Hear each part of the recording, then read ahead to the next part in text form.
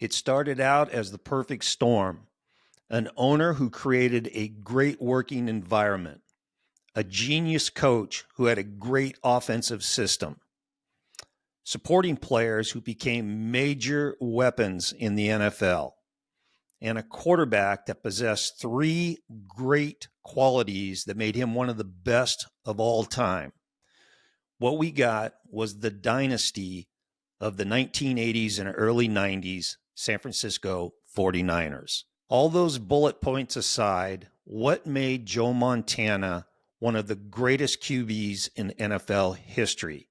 That's today on My Take.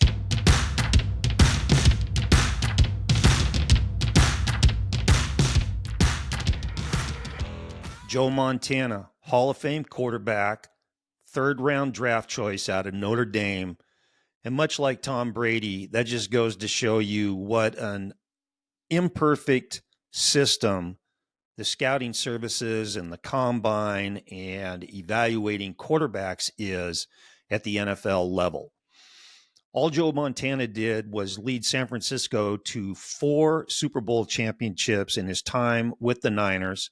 He was 4-0, threw 11 touchdown passes in those 4 games, 0 picks, and was a 3-time Super Bowl MVP. So what made Joe Montana so good? I listed 3 qualities in my intro: 1, mental makeup, and 2, physical.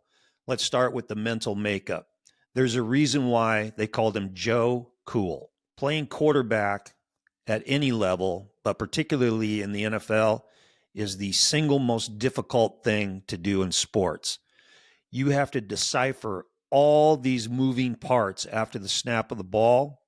We're talking about your receivers running routes versus coverage, what kind of coverage they're in, what your progression reads are, who you're going to, where your check down is, what your protection was, who's coming and that's getting blocked, who's unblocked. And you're doing all of this within a 3 to 5 second count, 5 being really, really great protection. It's more along the 3-second count. And while you're trying to decipher all of these moving parts, which are ever changing on each and every play, you have 4, 5, 6, or even 7 defensive guys that are coming at you full speed with one thing in mind. They're angry and they want to separate your head from your body. So being able to manage all of that stress, all of those moving parts at a fast speed with all of the noises and collisions and just the violence around the pocket, Joe Montana was able to do this at such a high level of execution, and he did it in total calmness.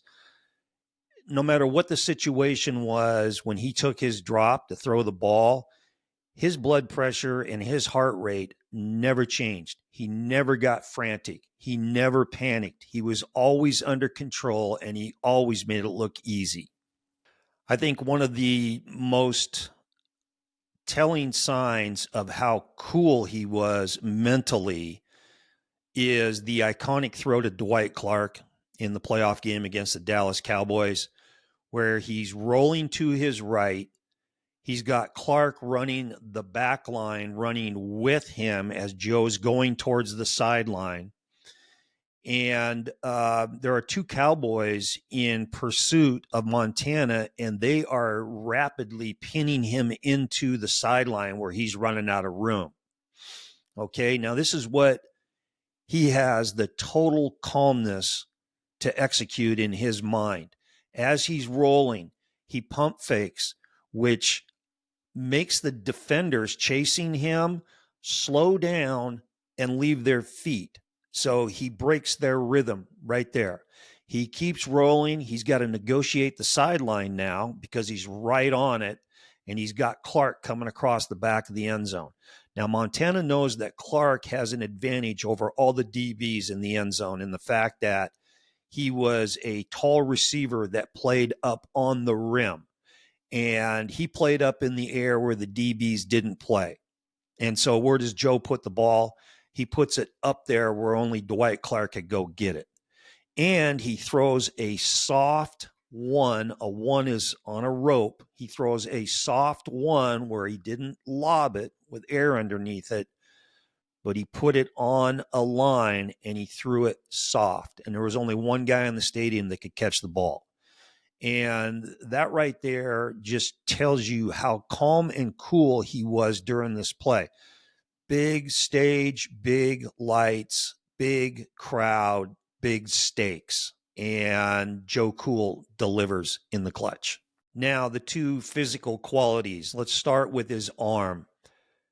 Joe Montana did not have the world's strongest arm. And as I've said in other shows that I've done, arm strength is down the ladder on the qualities needed to be a really good quarterback.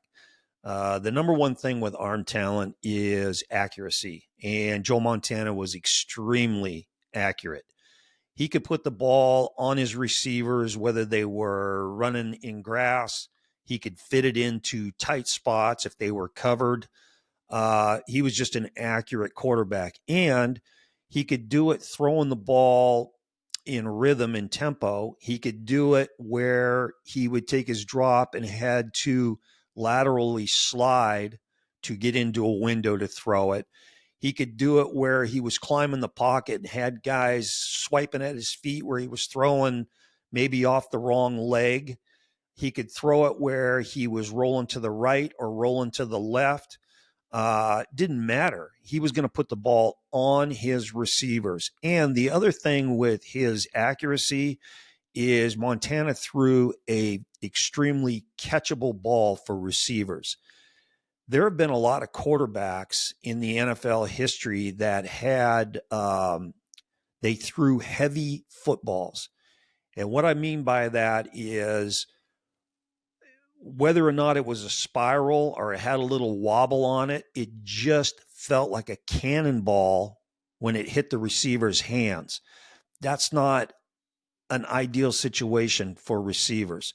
So when you talk about throwing a catchable ball, you're talking about throwing a soft enough throw, even if you're putting pace on it, to where it's easy to catch for the receivers. And whether Joe was throwing ones, which is a rope, he was still throwing a soft spiral, or he was putting air underneath it, throwing the deep ball. He was just dropping it in there nice and soft. It was an extremely catchable ball for receivers. I've spoken about this before in other shows about throwing the deep ball, whether it's outside vertical or a post route. You want to put air underneath that throw. I call it a 3. And the reason why you don't want to two that thing or throw it flatter is if you overthrow the receiver, it's over. He can't catch up to the ball.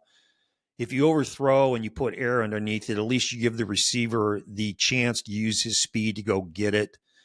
Now, Joe didn't overthrow a whole lot of guys on deep balls, but he did put good air underneath those throws and dropped it right in the bucket. And again, that goes back to him throwing a catchable ball and being accurate. Then when he had to break pocket, and particularly when he was forced to roll to his left, and this is so crucial when it comes to QBs being accurate throwing on the move, a right-handed quarterback going to his left, if he doesn't crank those shoulders around as he's getting ready to push that ball up and deliver it, his accuracy is going to be really, really affected, because if he doesn't get his shoulders around and he keeps his shoulders facing basically in the direction that he's rolling, when he throws the ball, that thing is going to tail in the direction that he is moving with his body. And with a quarterback throwing, it's like a baseball pitcher. That throw is going to go where your shoulders are facing when you release the ball. And so when you see Montana rolling to his left,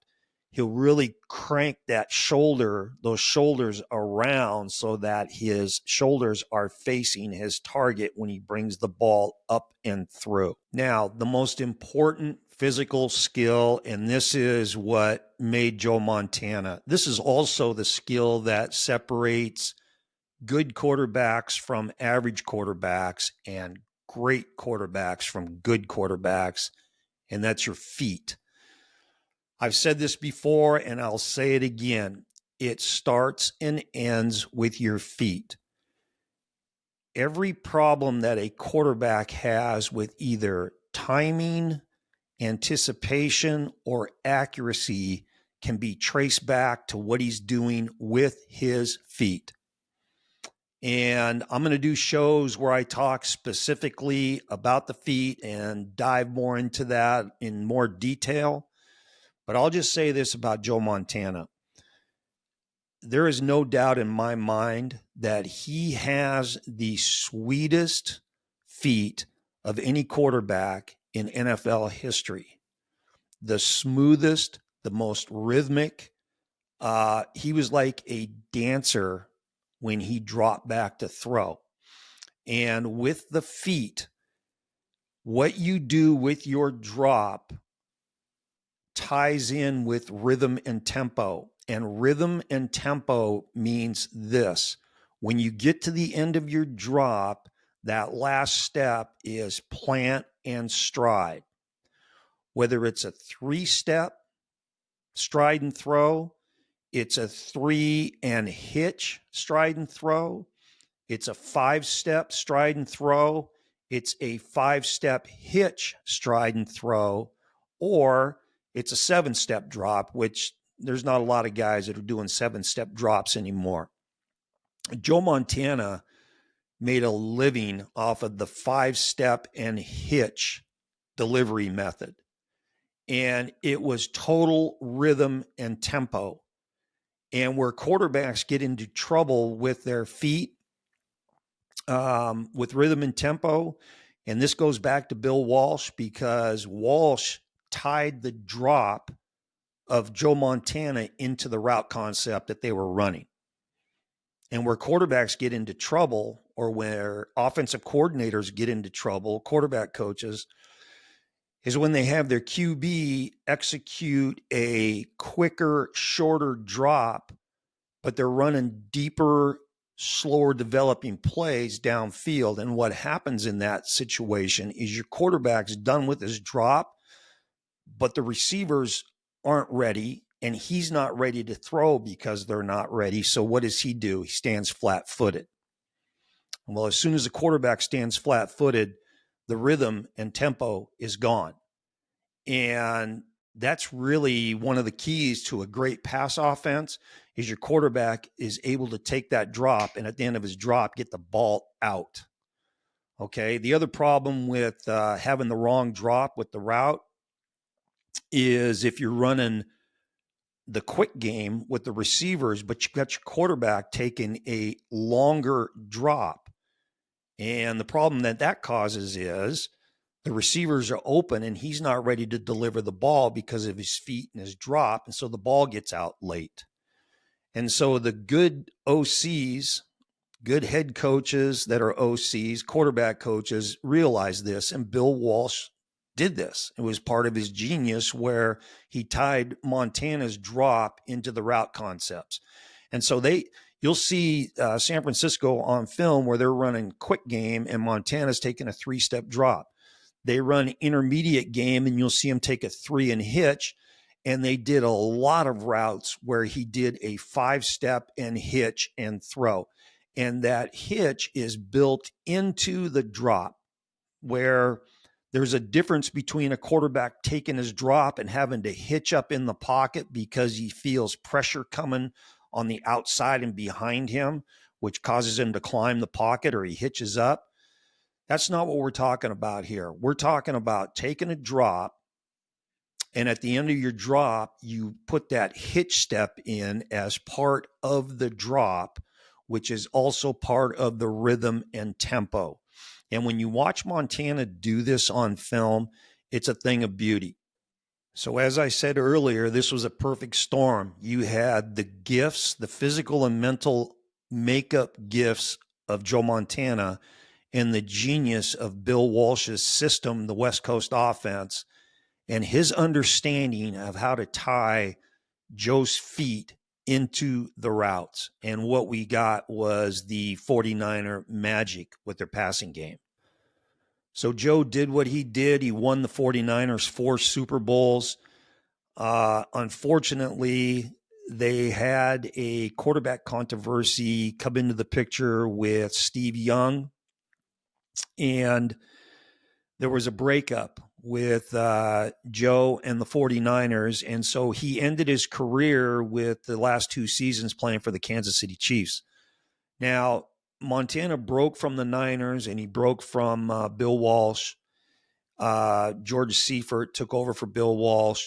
But the magic and the artistry and the coolness of Joe Montana continued in Kansas City. I was lucky enough to watch Joe Montana play in real time. And those of you like me who watched him play in the 80s and 90s, that was a hell of an era for quarterbacks. And it was a great time to be a San Francisco 49er fan. And you have Joe Montana throwing to Jerry Rice with Bill Walsh calling the plays on the sideline. What more could you ask for? If you like this video, please like, share, and subscribe. Drop me a comment down below. Let me know what you think of Joe Montana. And be on the lookout for my next man-to-man interview where I talk to 2-time Super Bowl champion and all-pro tight end Byron Chamberlain. That's going to be coming up next week. So keep an eye out for that. This is QB Unfiltered. And remember, always throw the ball short to guys who can score. See ya.